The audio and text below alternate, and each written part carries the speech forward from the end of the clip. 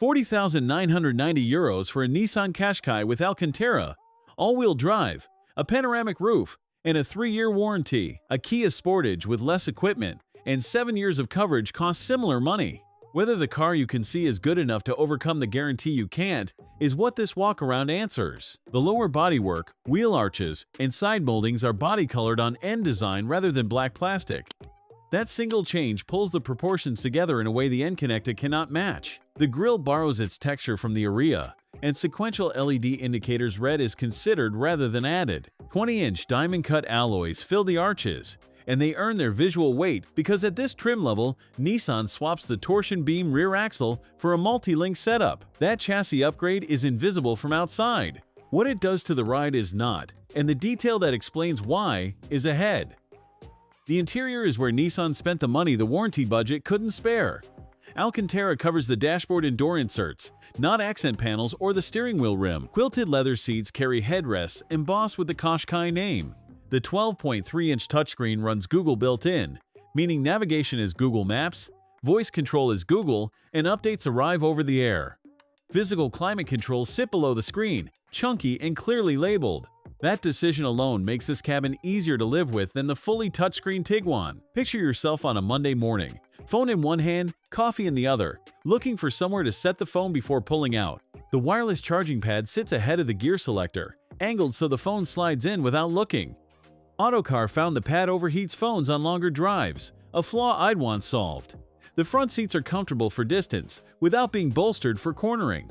The head-up display projects speed and navigation onto the windscreen. The driver display behind the wheel is functional, but looks lower resolution beside the center screen. You notice that gap the first day and forget it by the second week. Rear legroom is generous for 2 adults and workable for 3.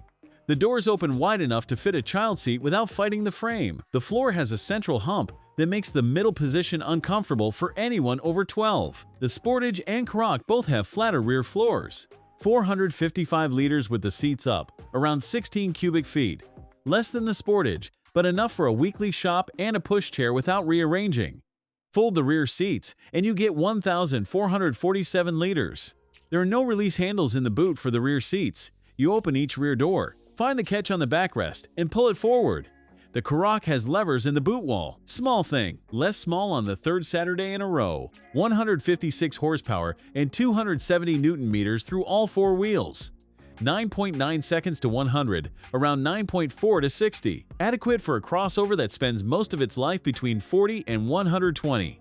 The CVT is smooth at light throttle.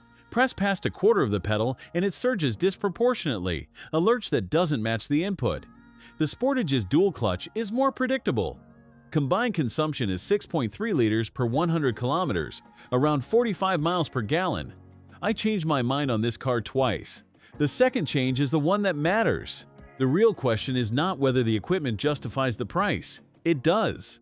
€40,990 for all-wheel drive, Alcantara, a panoramic roof, a multi-link rear axle, and a 360-degree camera makes the Sportage look sparse at comparable money. Whether you trust Nissan to stand behind this car as long as Kia stands behind theirs is the decision the spec sheet cannot make.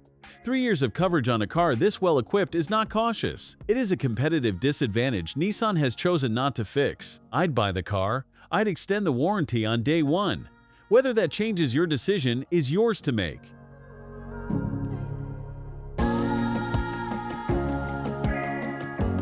Thanks for watching. If you enjoyed this video, hit that like button and subscribe for more content just like this. Leave a comment below with your thoughts or questions. I read every single one. And don't forget to click the bell icon to get notified about my next upload. See you in the next video.